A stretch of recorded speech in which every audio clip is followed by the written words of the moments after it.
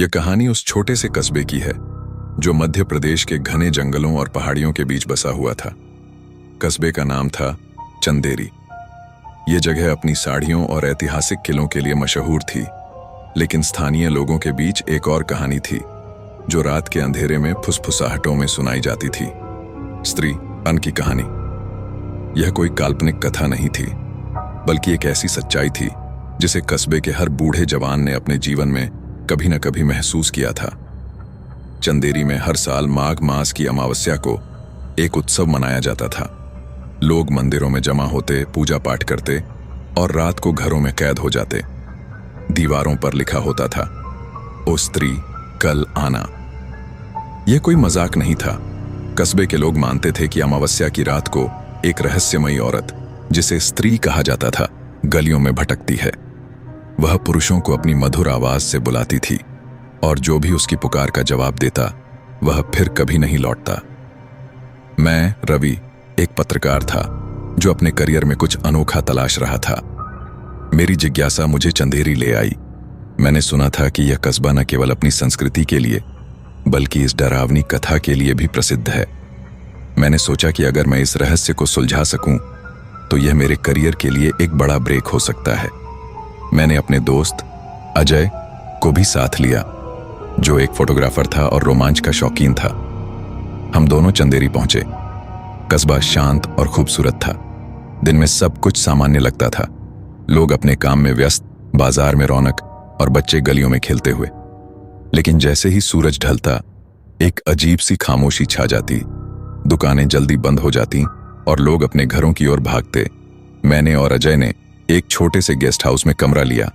Guest house का मालिक श्यामलाल एक बूढ़ा आदमी था, जिसके चेहरे पर समय की लकीरें और आंखों में डर साफ दिखता था।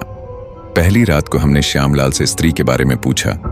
उसने पहले तो टालने की कोशिश की, लेकिन जब हमने जिद की तो वह धीरे से बोला, साहब, कुछ चीजों को छेड़ना नहीं चाहिए। वो औरत, वो कोई साधारण आत्मा नहीं है। वो बदला लेती है। कैसा बदला? मैंने उत्सुकता से पूछा। श्यामलाल ने एक गहरी सांस ली और बोला, कई साल पहले चंदेरी में एक खूबसूरत लड़की थी, कमला। वह एक गरीब परिवार की थी, लेकिन उसकी सुंदरता और मासूमियत ने कस्बे के सबसे अमीर जमींदार के बेटे रघुवर का दिल जीत लिया। दोनों एक दूसरे से प्यार करने लगे, लेकिन रघुवर के परिवार को यह रिश्ता मंजूर नहीं था। एक रात रघुवर ने कमला को भगा ले जाने का वादा किया। वह उसे जंगल के पास एक मंदिर में मिलने बुलाया, लेकिन वहां रघुवर नहीं बल्कि उसके पिता के गुंडे थे। उन्होंने कमला का अपमान किया, उसे मारा और जंगल में छोड़ दिया। कहते हैं उस रात कमला की आत्मा ने कस्में खाईं कि वह हर उस पुरुष से बदला लेगी जो उसकी पुकार का जवाब देगा। यह कहानी सुनकर मेरी रीढ़ में सिहरन दौड़ गई। अजय ने हंसते हुए कहा, यह तो बस एक लोक कथा है भाई। चल रात को गलियों में घूम कर देखते हैं। मैंने उसे समझाने की कोशिश की, लेकिन वह नहीं माना। आखिरकार मैं भी उसके साथ चल पड़ा। रात के 11 बज रहे थे। चंदेरी की गलियां सुनसान थीं। हर घर की दीवार पर ओ स्त्री कल आना लिखा हुआ था। हवा में एक अजीब सी ठंडक थी जो सामान्य नहीं लग रही थी। हम दोनों मेन रोड पर चल रहे थे जब अचानक दूर से एक मधुर आवाज आई। राहुल, यह मेरे बचपन का नाम था, जिसे मैंने सालों से इस्तेमाल नहीं किया था। मैं ठिठक गया। अजय ने मुझे देखा और पूछा, क्या हुआ? किसी ने मेरा नाम पुकारा। मैंने धीरे से कहा, अरे तेरा दिमाग खराब हो गया है, कोई नहीं है यहां। अजय ने हंसते हुए कहा, लेकिन फिर से वही आवाज आई, इस बार और करीब से। राहुल, मेरे पास आओ। मेरे हाथ पैर ठंडे पड़ गए। अजय का चेहरा भी अब गंभीर हो गया था। हमने इधर उधर देखा, लेकिन कोई नहीं दिखा। गली के अंत में एक छाया सी दिखी जो धीरे धीरे हमारी ओर बढ़ रही थी। उसका चेहरा साफ नहीं दिख रहा था, लेकिन उसकी साड़ी हवा में लहरा रही थी, जैसे कोई अनदेखी शक्ति उसे हिला रही हो। भाग! मैंने चिल्लाया। हम दोनों दौड़ पड़े। पीछे से वही आवाज बार बार मेरे नाम को पुकार रही थी। हम किसी तरह गेस्ट हाउस पहुंचे और दरवाजा बंद कर लिया। श्यामलाल जाग रहा था। उसने हमें देखते ही कहा, मैंने कहा था साहब, उसे छेड़ो मत। अगले दिन मैंने और अजय ने फैसला किया कि हम इस रहस्य को और गहराई से जानेंगे। हमने कस्बे के सबसे पुराने मंदिर के पुजारी पंडित रामदास से मुलाकात की। वह एक सौम्य और ज्ञानी व्यक्ति थे। हमने उन्हें रात की घटना बताई। पंडित जी ने गंभीरता से हमारी बात सुनी और बोले, तुम लोग बहुत बड़ा जोखिम ले रहे हो। स्त्री कोई साधारण भूतनी नहीं है, वह एक शापित आत्मा है जिसे मुक्ति की तलाश है। मुक्ति कैसे मिलेगी? मैंने पूछा। पंडित जी ने बताया कि कमला की आत्मा को शांति तभी मिलेगी जब उसका अपमान करने वालों का वंश खत्म होगा। रघुवर का परिवार अब भी चंदेरी में रहता था, लेकिन वे लोग अब गरीब और कमजोर हो चुके थे। रघुवर का एकमात्र वारिस, उसका पोता विक्रम, अब भी कस्बे में रहता था। हमने विक्रम से मिलने का फैसला किया। वह एक साधारण सा आदमी था जो चाय की दुकान चलाता था।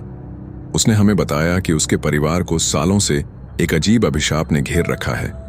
उनके पुरुषों की उम्र कभी 40 साल से ज्यादा नहीं होती। वह खुद 88 साल का था और डर में जी रहा था। विक्रम की बातों ने हमें और उत्साहित किया। हमने सोचा कि अगर हम कमला की आत्मा को शांति दिला सकें तो शायद ये अभिशाप खत्म हो जाए। हमने पंडित जी से सलाह ली। उन्होंने बताया कि अमावस्या की रात को एक विशेष पूजा करनी होगी जिसमें विक्रम को अपने परिवार की ओर से क्षमा मांगनी होगी। लेकिन यह पूजा खतरनाक थी क्योंकि स्त्री इस दौरान सबसे ज्यादा शक्तिशाली होती थी। अमावस्या की रात आ गई। हमने जंगल के उस मंदिर को चुना जहां कमला की हत्या हुई थी। पंडित जी, विक्रम, अजय और मैं वहां पहुंचे। मंदिर जीर्ण शीर्ण हालत में था। चारों ओर सन्नाटा था और हवा में एक अजीब सी गंध थी। पंडित जी ने पूजा शुरू की। उन्होंने मंत्र पढ़े और विक्रम ने अपने परिवार की ओर से क्षमा मांगी। अचानक हवा तेज हो गई। मंदिर के बाहर से वही मधुर आवाज आई, विक्रम, मेरे पास आ। विक्रम कांपने लगा।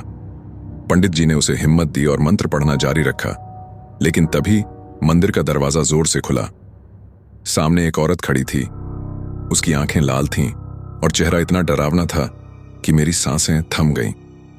उसकी साड़ी हवा में लहरा रही थी और वह धीरे धीरे विक्रम की ओर बढ़ रही थी। पंडित जी ने जोर से मंत्र पढ़ना शुरू किया। उन्होंने एक माला निकाली और उस औरत की ओर फेंकी। वह औरत चीखी और उसकी आवाज इतनी भयानक थी कि मेरे कान बंद हो गए। अजय ने अपने कैमरे से तस्वीर लेने की कोशिश की, लेकिन उसका कैमरा अचानक बंद हो गया। मुझे मेरी शांति दो, वह औरत चिल्लाई। विक्रम ने कांपते हुए कहा, मुझे माफ कर दो कमला, मेरे परिवार ने तुम्हारे साथ गलत किया, मैं तुम्हें मुक्ति दिलाऊंगा। पंडित जी ने पूजा पूरी की। उन्होंने एक हवन किया और आखिरी मंत्र पढ़ा। अचानक वह औरत गायब हो गई। हवा शांत हो गई और मंदिर में एक अजीब सी शांति छा गई। अगले दिन कस्बे में एक अजीब सी हलचल थी। लोगों ने बताया कि सालों बाद पहली बार अमावस्या की रात को कोई गायब नहीं हुआ। विक्रम अब भी जीवित था और उसने कहा कि वह अब डर में नहीं जी रहा। शायद कमला की आत्मा को शांति मिल गई थी। मैं और अजय चंदेरी से वापस लौट आए। मैंने इस घटना को अपनी स्टोरी में लिखा, लेकिन इसे कोई काल्पनिक कहानी मानकर छापा गया। शायद दुनिया इस सच्चाई को स्वीकार करने के लिए तैयार नहीं थी, लेकिन मैं और अजय जानते थे कि हमने क्या देखा, क्या महसूस किया। चंदेरी की गलियों में अब भी ओ स्त्री कल आना लिखा जाता है, लेकिन अब शायद वह सिर्फ एक परंपरा है, या फिर कौन जानता है, शायद स्त्री अभी भी कहीं भटक रही हो अपनी मुक्ति की तलाश में। दोस्तों, ये रही आज की कहानी। आपको यह कहानी कैसी लगी हमें कमेंट करके जरूर बताएं। हमने एक हॉरर प्ले लिस्ट बना रखी है, आप लोग उस प्ले लिस्ट को चेक करना ना भूलें। जल्दी मिलते एक नई कहानी है, तब तक अपना ख्याल रखें। धन्यवाद।